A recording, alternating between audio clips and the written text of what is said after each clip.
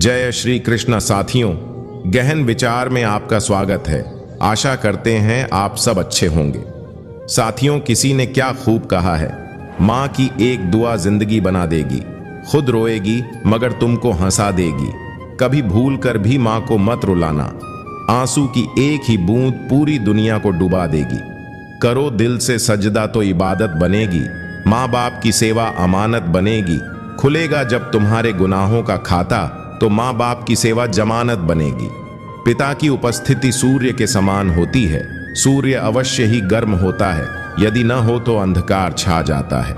माँ बाप के पास बैठने के दो फायदे हैं, आप कभी बड़े नहीं होते और माँ बाप कभी बूढ़े नहीं होते। किसी ने माँ के कंधे पर सर रख के पूछा कि माँ कब तक अपने कंधे पर सोने दोगी। माँ बोली, जब तक लोग मुझे अपने कंधे पर ना उठा लें। माँ बाप की डांट उस हथौड़ी की उस मार की तरह होती है जिसे खाए बिना एक संतान कभी पत्थर से मूर्ति नहीं बन सकती। साथियों, अगर सच्चे कृष्ण भक्त हैं तो कृपया हमारे चैनल को सब्सक्राइब जरूर करें। गुजरात के दयाल नगर में धर्मसिंह नाम का एक व्यापारी रहता था।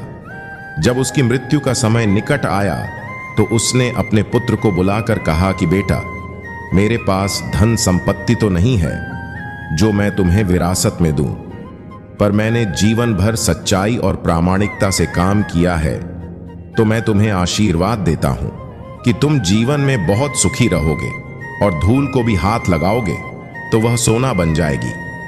बेटे ने सिर झुकाकर पिताजी के पैर छुए।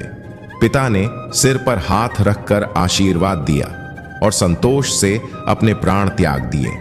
अब घर का खर्च बेटे ज्ञानपाल को संभालना था।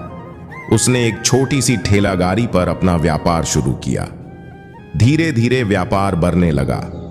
फिर एक छोटी सी दुकान ले ली। व्यापार और बढ़ा।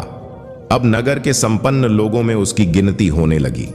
उसको विश्वास था कि यह सब मेरे पिता के आशीर्वाद का ही फल है, क्योंकि उन्होंने जीवन में दुख उठाया पर कभी धैर्य नहीं छोड़ा, श्रद्धा नहीं छोड़ी, प्रामाणिकता नहीं छोड़ी।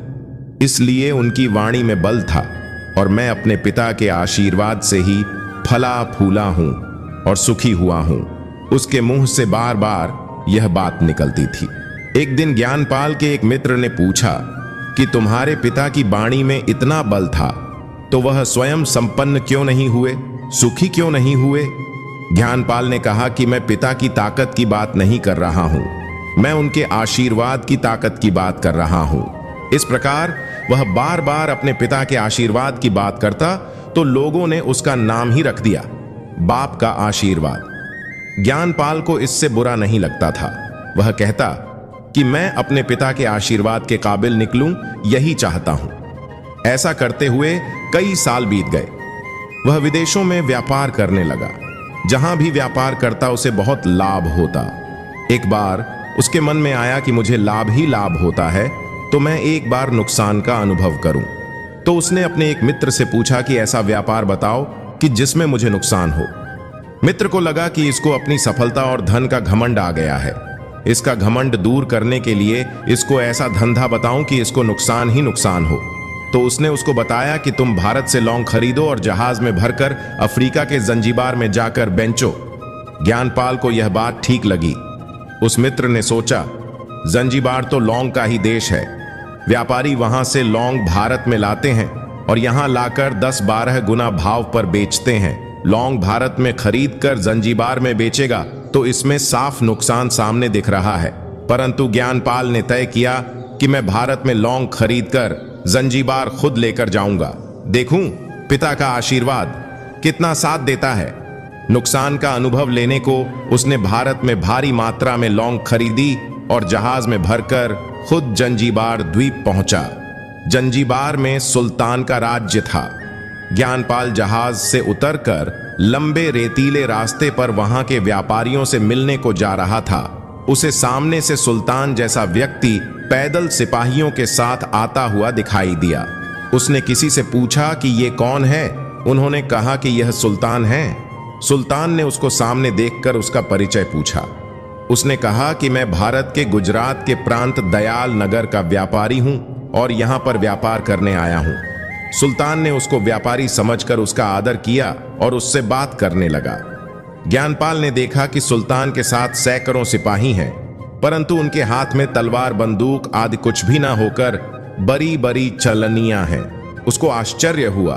उसने विनम्रता पूर्वक सुल्तान से पूछा कि आपके सैनिक इतनी चलनियां लेकर के क्यों जा रहे हैं? सुल्तान ने हंसकर कहा कि बात यह है कि आज सवेरे मैं समुद्र तट पर घूमने आया था, तब मेरी उंगली में से एक अंगूठी यहां कहीं निकलकर गिर गई। अब रेत में अंगूठी कहां गिरी पता नहीं, तो इसलिए मैं इन सैनिकों को साथ लेकर आया हूं। ये रेत छानकर मेरी अंगूठी उसमें से तलाश करेंगे। ज्ञानपाल ने कहा, अंगूठी बहुत महंगी होगी। सुल्तान ने कहा, नहीं, उससे बहुत अधिक कीमत वाली अनगिनत अंगूठी मेरे पास है, पर वह अंगूठी एक फकीर का आशीर्वाद है। मैं मानता हूं कि मेरी सल्तनत इतनी मजबूत और सुखी उस फकीर के आशीर्वाद से है, इसलिए मेरे मन में उस अंगूठी का मूल्य सल्तनत से भी ज्यादा है। इतना कहकर के सुल्तान ने फिर पूछा कि बोलो सेठ, इस बार आप क्या माल लेकर आए हो? ज्ञानपाल ने कहा कि लौंग लाया हूं। सुल्तान के आश्चर्य का ठिकाना नहीं रहा। सुल्तान ने कहा, यह तो लौंग का ही देश है सेठ, यहां लौंग बेचने आए हो? किसने आपको ऐसी सलाह दी? जरूर वह कोई आपका दुश्मन होगा। यहां तो एक पैसे में मुट्ठी भर लौंग मिलती है, यहां लौंग को कौन खरीदेगा और तुम क्या कमाओगे? ज्ञानपाल ने कहा कि मुझे यही देखना है कि यहां भी मुनाफा होता है या नहीं। मेरे पिता के आशीर्वाद से आज तक मैंने जो भी धंधा किया उसमें मुनाफा ही मुनाफा हुआ, तो अब मैं देखना चाहता हूं कि उनका आशीर्वाद यहां भी फलता है या नहीं। सुल्तान ने पूछा कि पिता के आशीर्वाद, इसका क्या मतलब? ज्ञानपाल ने कहा कि मेरे पिता सारे जीवन ईमानदारी और प्रामाणिकता से काम करते रहे, परंतु धन नहीं कमा सके। उन्होंने मरते समय मुझे भगवान का नाम लेकर मेरे सिर पर हाथ रखकर आशीर्वाद दिया था कि तेरे हाथ में धूल भी सोना बन जाएगी। ऐसा बोलते बोलते ज्ञानपाल नीचे झुका और जमीन से रेत में से एक मुट्ठी भरी और सम्राट सुल्तान के सामने मुट्ठी खोलकर उंगलियों के बीच में से रेत नीचे गिराई, तो ज्ञानपाल और सुल्तान दोनों का आश्चर्य का ठिकाना नहीं रहा। उसके हाथ में एक हीरे जड़ित अंगूठी थी। यह वही सुल्तान की गुम हुई अंगूठी थी। अंगूठी देखकर सुल्तान बहुत प्रसन्न हो गया और बोला, वाह खुदा, आपकी करामात का पार नहीं, आप पिता के आशीर्वाद को भी सच्चा करते हो। ज्ञानपाल ने कहा कि फकीर के आशीर्वाद को भी वही परमात्मा सच्चा करता है। सुल्तान बहुत खुश हुआ, ज्ञानपाल को गले लगाया और कहा कि मांग सेठ, आज तू जो मांगेगा मैं तुझे दूंगा। ज्ञानपाल ने कहा कि आप 100 वर्ष तक जीवित रहो और प्रजा का अच्छी तरह से पालन पोषण करो, प्रजा सुखी रहे, इसके अलावा मुझे कुछ नहीं चाहिए। सुल्तान और अधिक प्रसन्न हो गया। उसने कहा कि सेठ, तुम्हारा सारा माल मैं आज खरीदता हूं और तुम्हारी मुंह मांगी कीमत दूंगा। और सुल्तान ने 10 गुना कीमत में ज्ञानपाल का सारा माल खरीद लिया। इस प्रकार ज्ञानपाल अपने पिता के आशीर्वाद से और फल फूल गया। साथियों, पिता का आशीर्वाद हो तो दुनिया की कोई भी ताकत तुम्हें पराजित नहीं कर सकती। माता और पिता की सेवा का फल निश्चित रूप से मिलता है। मां धरती होती है तो पिता आकाश होता है। मां डाल होती है तो पिता वृक्ष होता है। मां गाड़ी होती है तो पिता पहिया होता है। मां परिवार देती है तो पिता खानदान देता है। माता पिता यूं तो बच्चों को जीवन भर देते ही रहते हैं, पर अगर आपने सच्चे मन से उनकी सेवा और आदर किया है तो विश्वास रखिए, उनके आशीर्वाद से बड़ी निधि आपको कहीं नहीं मिलेगी। किसी ने सच्चा कहा है, मां तेरे दूध का हक मुझसे अदा क्या होगा, तू है नाराज तो खुश, मुझसे खुदा क्या होगा। दुनिया में केवल पिता ही एक ऐसा इंसान है जो चाहता है कि मेरे बच्चे मुझसे भी ज्यादा कामयाब हों। कहते हैं साथियों, न जाने कैसे पत्थर की मूर्ति के लिए अपने घर में जगह बना लेते हैं वो लोग जिनके घर में माँ बाप के लिए कोई जगह नहीं होती है। पिता वह कुम्हार हैं जो अपनी डांट से ठोक पीट कर बच्चों को अच्छा इंसान बनाता है। गरीब हूं, किसी जरदार से नहीं मिलता, जमीर बेचकर किसी मक्कार से नहीं मिलता। जो हो सके तो इसको संभाल कर रखना दोस्तों, ये माँ का प्यार है, बाजार में नहीं मिलता। एक समय की बात है, मध्य प्रदेश में राजगढ़ एक छोटा सा गांव था जिसमें घनश्याम गरीब किसान रहता था। वह बहुत ही परेशानियों का मारा था। मात्र 2 वर्ष की आयु में ही पिता के साए से वंचित हो गया। गरीब मां मेहनत मजदूरी कर भरण पोषण करती, पर उसका अभी दुर्भाग्य ने पीछा नहीं छोड़ा। जल्दी ही मां को भी परमात्मा ने अपने पास बुला लिया। बालक किसी तरह गुजर बसर कर रहा था। अपने चाचा के साथ उनके काम में हाथ बंटाता था। कुछ जमीन आधे पर ले ली। अनाथ की शादी होने का तो प्रश्न ही नहीं था। कौन उससे अपनी लड़की से विवाह करता। घनश्याम अब जबान हो गया था। वह अत्यंत विनम्र, मिलनसार व दयालु व्यक्ति था। एक दिन वह अपने खेत पर काम करने जा रहा था। रास्ते में बड़ी भीड़ दिखी। जिज्ञासावश वह भी वहां पहुंचा। उसने देखा कि एक शिशु कपड्ढे में लिपटा पड़ा है। सभी वहां पर तमाशा देख रहे थे। वह आगे आया और उसने शिशु को उठाया, अस्पताल ले गया, इलाज कराया। यही नहीं लिखा, पढ़ी कराकर पालने लगा। उसे पराया। वह शिशु एक बालिका थी। बालिका बहुत प्रगतिशील, मेधावी व कुशाग्र थी। उसने उसे मेहनत मजदूरी कर खूब पराया। जब वह कक्षा में प्रथम स्थान पाती तो पिता पुत्री बहुत प्रसन्न होते। बालिका को छात्रवृत्ति मिलती थी। 12वीं के बाद तकनीकी शिक्षा की प्रतियोगिता में चयन हो गया। अब शुल्क जमा करना था। उसकी मैडम उसे बहुत उत्साहित करती थीं। उन्होंने शुल्क जमा कर दिया। बालिका उत्तम अंकों से उत्तीर्ण हुई। यही नहीं, उसे स्वर्ण पदक भी मिला। पदक वितरण समारोह का आयोजन था जिसमें गणमान्य सदस्य, उच्च अधिकारियों तथा अभिभावकों को आमंत्रित किया गया।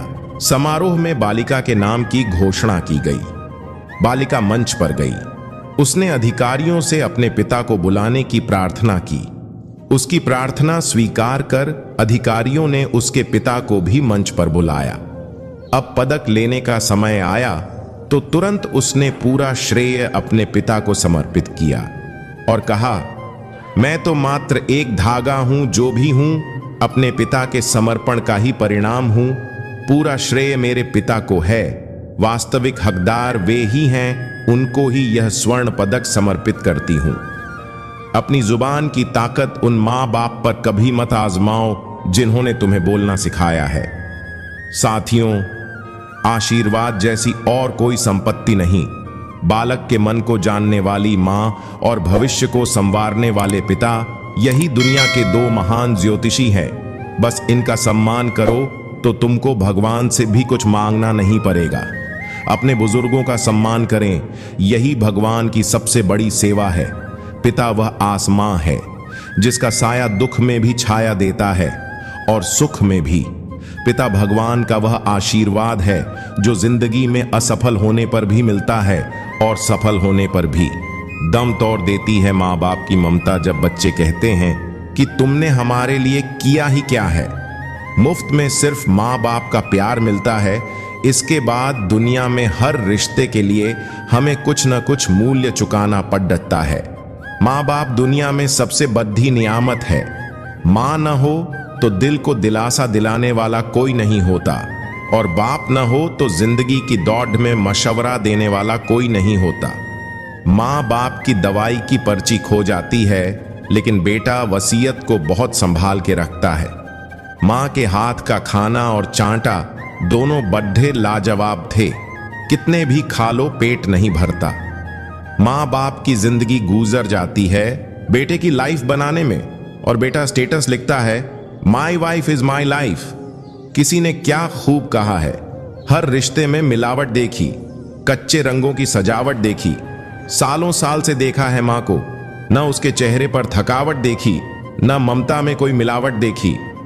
माँ बाप उम्र से नहीं फिक्र से बूढ़े होते हैं। चाहे लाख करो तुम पूजा और तीर्थ कर हजार, मगर माँ बाप को ठुकराया तो सब कुछ है बेकार। रिश्ते निभाकर ये जान लिया हमने, माँ बाप के सिवा कोई अपना नहीं होता। माँ बाप हमें बचपन में शहजादों की तरह पालते हैं, तो हमारा भी फर्ज बनता है कि बुढ़ापे में हम उन्हें बादशाहों की तरह रखें। माँ बाप की तकलीफों को कभी नजरअंदाज मत करना। जब ये बिछड़ जाते हैं तो रेशम के तकिए पर भी नींद नहीं आती। माँ की ममता और पिता की क्षमता का अंदाजा लगाना असंभव है। पता नहीं क्या जादू है, मेरी माँ के पैरों में जितना झुकता हूं उतना ही ऊपर जाता हूं। माँ और बाप ऐसे होते हैं जिनके होने का एहसास कभी नहीं होता है, लेकिन न होने का एहसास बहुत होता है। लोग माता पिता की नसीहत तो भूल जाते हैं, लेकिन वसीहत नहीं भूलते।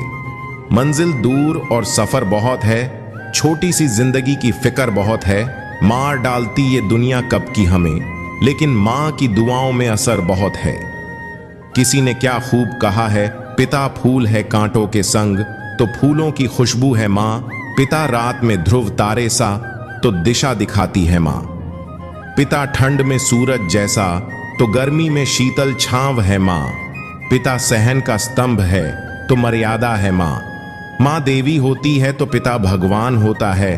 माँ जन्म देती है तो पिता नाम देता है। माँ दूध देती है तो पिता भोजन देता है। माँ पंख देती है तो पिता उड़ान देता है। माँ चलना सिखाती है तो पिता थाम लेता है। साथियों, माँ बाप का हाथ पकड़ कर रखिए, लोगों के पैर पकड़ने की जरूरत नहीं पड़ेगी। किसी ने सच ही कहा है, मेरी दुनिया में इतनी जो शोहरत है, मेरे माता पिता की बदौलत है। इज्जत भी मिलेगी, तुम्हें दौलत भी मिलेगी। खिदमत करो, माँ बाप की जन्नत भी मिलेगी। नहीं अकेला आया हूं, मेरे साथ भगवान भी है। माता पिता की आंखों में उसी भगवान की दुआ भी है। जननी जनक के चरणों में जन्नत पाई है हमने, उनके आशीर्वाद में देखी मैंने भगवान की कृपा भी है। अगर साथियों वीडियो अच्छी लगी हो तो कृपया हमारे चैनल को सब्सक्राइब जरूर कर दें।